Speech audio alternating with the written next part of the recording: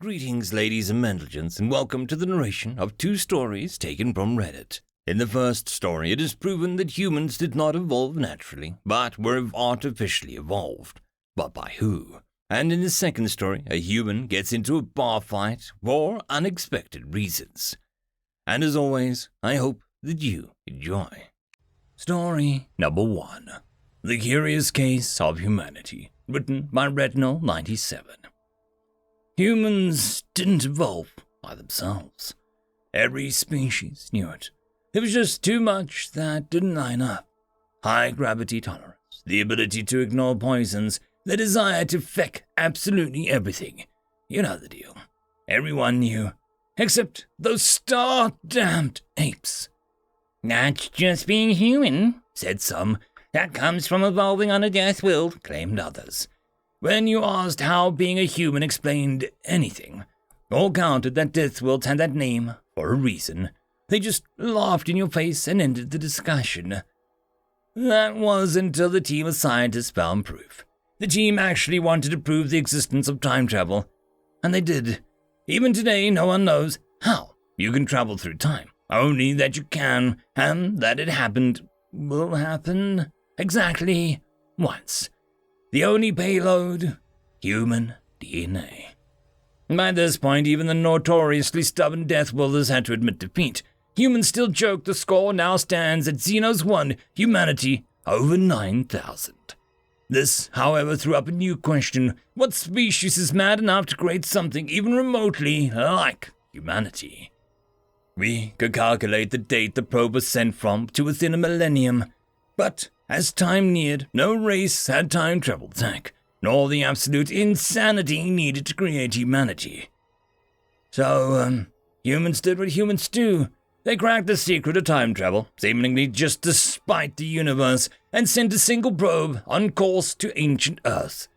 Turns out, humans did evolve by themselves. Kind of. Great, now my head hurts. Damned humans!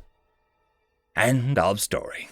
Story number 2. The Orbital Bar and Grill, written by You Sure I'm Not a Robot. The Orbital Bar and Grill was usually a cheerful place. Roxy had been enjoying his ships, even learning the rules of the strange weapons game and sacrificing his tips to the gods of poker when the boss peeled himself out of the office with hackles raised and smelling like a blocked toilet. He nodded at an elderly human that stood with a fresh glass of whiskey and glared at the new barman. He hissed, "He's not like the other humans you have met. Even they stay away from him. So keep serving until the militia collect him. No bill, no conversation. Bonus if you make it through the night. In fact, I'm putting you on double time and take the weekend off if I still have furniture at the end of the night." He dragged out a large metal bar from beneath the bar and handed it to Roxy. "Use this if you need to. It's got a fair few dents in it.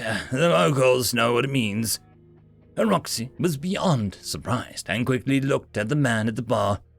"Boss, what are you talking about? He's not doing anything. He paid cash." The strange speaker of the boss nodded. "I've learned the hard way." He glanced carefully at the human.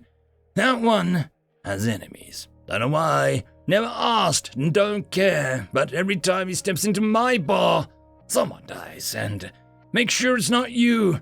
If it goes to crap, you put the bottle of Terran whiskey on the bar and slam down the shutters." Roxy gave a reluctant nod, lost for words. His boss grinned, his two sharp teeth very visible. "Son, make it through this and you can work on every bar in the Foundation. Your apprenticeship ends tonight." He shuffled back into the office and slammed down the security doors, the deep clang making a point for him. Roxy was on his own. He was still holding the metal bar when he heard the slap of an empty glass on the counter. He pushed it back in place and looked around to see the unsmiling human. Humans always smiled. He hurried to serve him. "Sorry, boss, I just wanted a word. Same again on the house." The human seemed to inhale a little too much atmosphere. "Sure, why not?" He looked at the now closed security door. "A little worried, is he? Sensitive fool. Always a problem with people that rely on camouflage. They can't deal with the ones that don't hide. worry, lad. I'm just passing through. He laid a pile of currency on the bar, just in case. Then he fell silent as the whiskey hit his lips. Roxy watched as the human seemed to generate a no-contact zone around himself and sip at his drink. Nothing happened. Nothing exploded, and his boss seemed more and more paranoid as the evening drew on. 2 of his regular humans arrived, grinning and smiling until they saw the old man at the counter, and suddenly became serious. One of them approached him. Whatever he drinks, whatever gets broken, we pay. No limit. Am I clear? Roxy was looking at the truly alien. These were not his normal humans.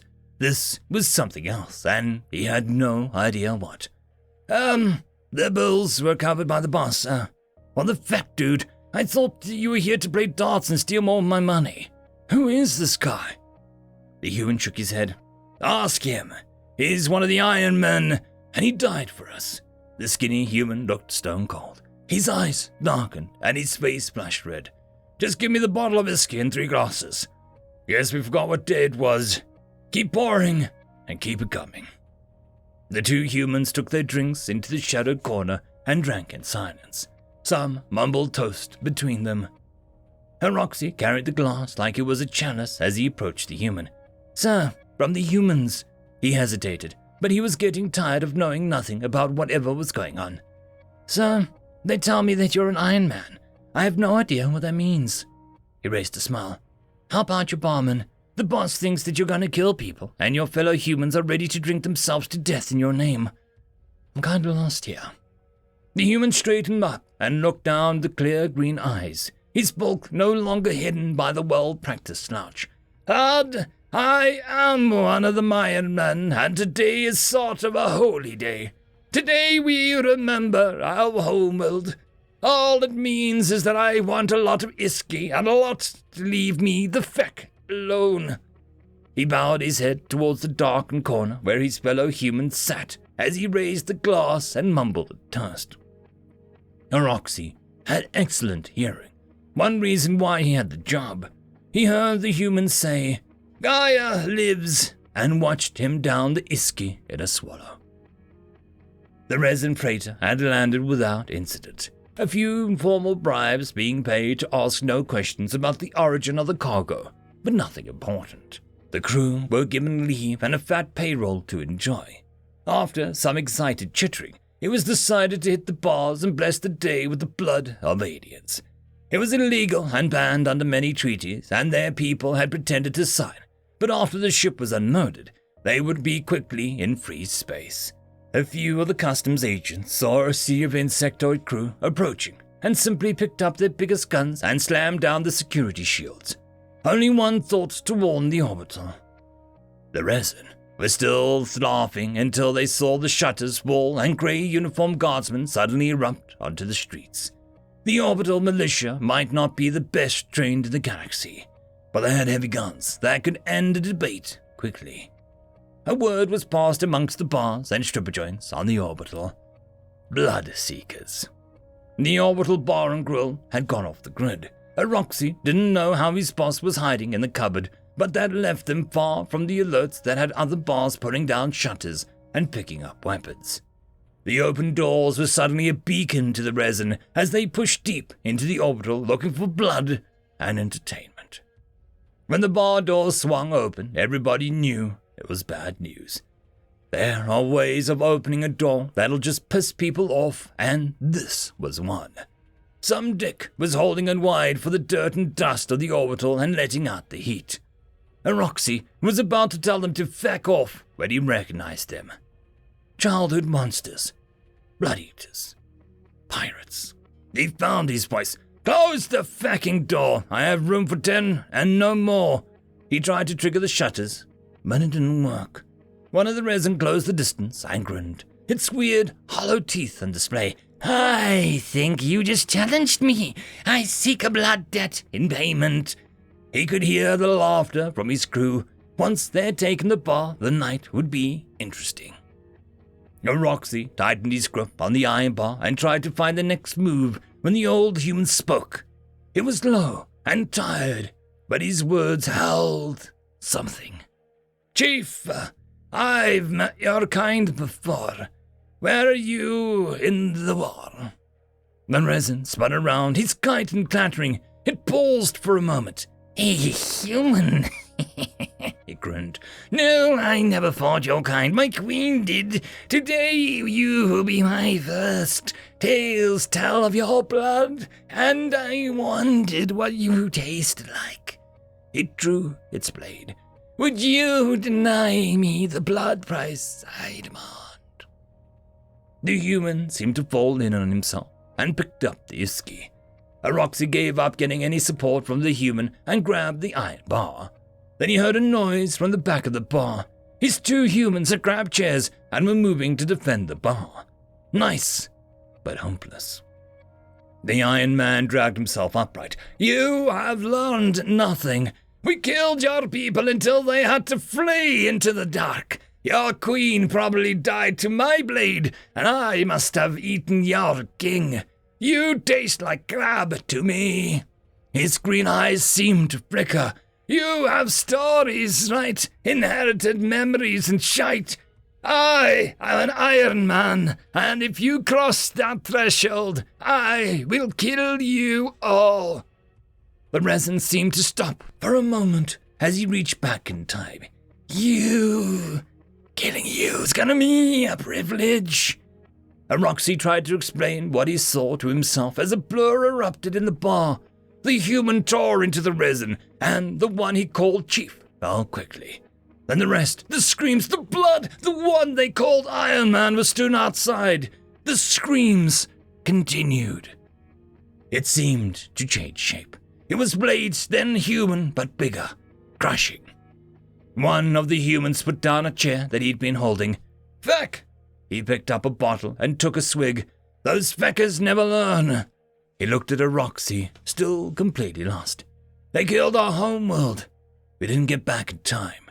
We made the Iron Man. Humans that? Well, ain't quite human.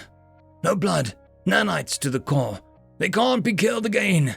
And they never forget. But all we left for them was a taste of whiskey, food, and peace. Today makes 200 years since he died for us.